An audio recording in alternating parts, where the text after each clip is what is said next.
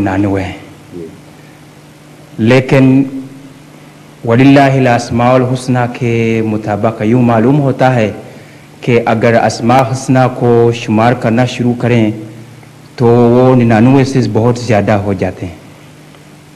اور پھر بھی ایک لحاظ سے مسلمانوں میں بھی یہ مشہور کیا گیا کہ حضرت صلی اللہ علیہ وسلم کی اصفات بھی 99 ہیں. میرے ملک میں یہ بات مشہور ہے.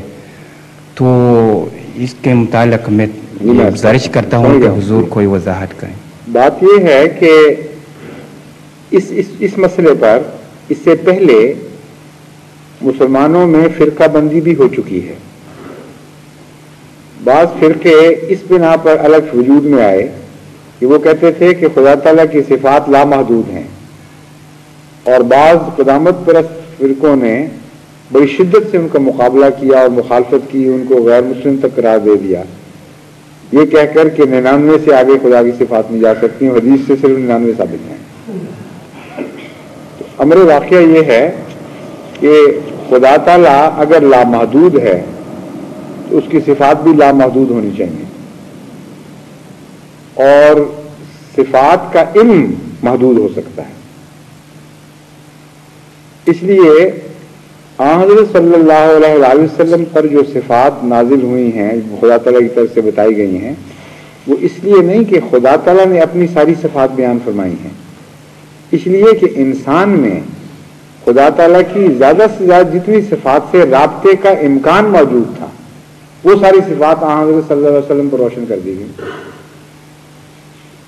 غالب کا مصرع ہے، دیتے ہیں بادہ ظرف قدا خار دیکھ کر. خدا تعالیٰ تو اپنے بندے میں اس حد تک جلوہ گر ہوتا ہے جتنا بندے میں اس جلوے کو قبول کرنے کی طاقت ہے. تو انسان جب خدا نے ڈیزائن فرمایا، جب یہ حضرت صلی اللہ علیہ وسلم کی صورت میں اپنے درجہ کمال کو پہنچ گیا، تو اس وقت خدا جس حد تک بھی اس انسان میں منعکس ہو سکتا تھا وہ سارا منعکس ہو گیا. لیکن یہ کہنا کہ اتنا ہی خدا تھا اس کے سوا نہیں تھا، یہ غلط ہے. اس لیے آپ یہ موقف لے سکتے ہیں کہ ہمیں ان صفات سے زیادہ کا علم نہیں ہے جو حضرت صلی اللہ علیہ وسلم کو دیا گیا تھا، کیونکہ حضرت صلی اللہ علیہ وسلم وہ کامل آدم اور کامل خلیفہ ہیں جن پر اسماء نازل ہوئے ہیں. اس لیے اگر کوئی یہ دعویٰ کرے کہ رسول کریم صلی اللہ علیہ وسلم سے بڑھ کر مجھے اسماء الہی کا علم ہے تو دعوے میں جھوٹا ہے. لیکن اگر یہ دعویٰ کرے کہ امکان موجود ہے کہ اور اسماء ہوں لیکن ہمارے انسانی طاقت کی انتہا سے باہر ہوں تو یہ دعویٰ غلط نہیں.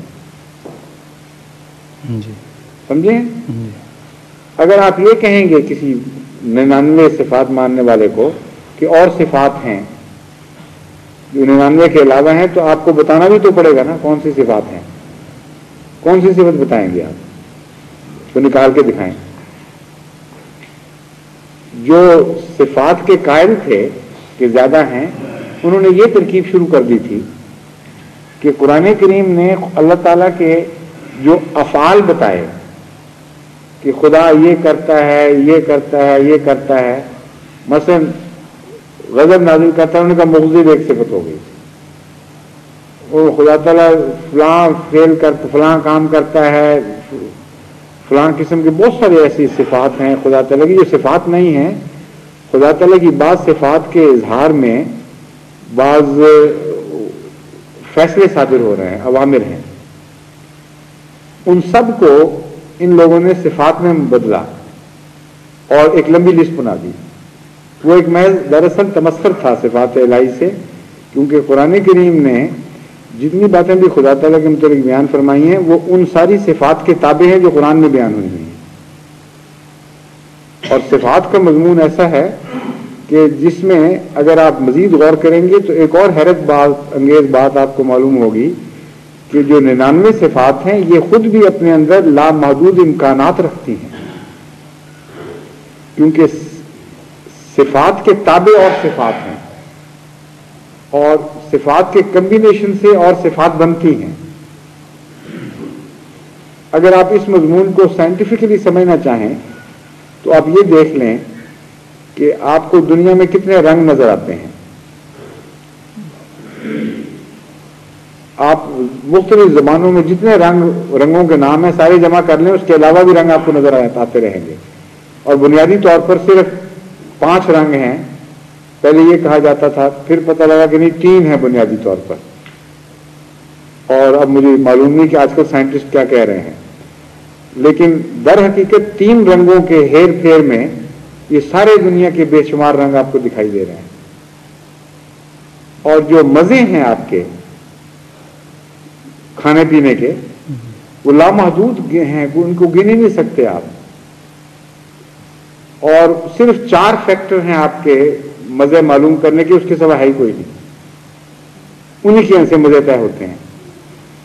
مثلا نمک ایک مزہ آپ کو پتا ہے، ایک میٹھے کا مزہ پتا ہے، اور ایک کڑواہٹ کا مزہ پتا ہے، اور ایک کھٹے کا مزہ پتا ہے. بس صرف 4 مزے آپ کو پتا ہیں خدا تعالیٰ نے مہیا.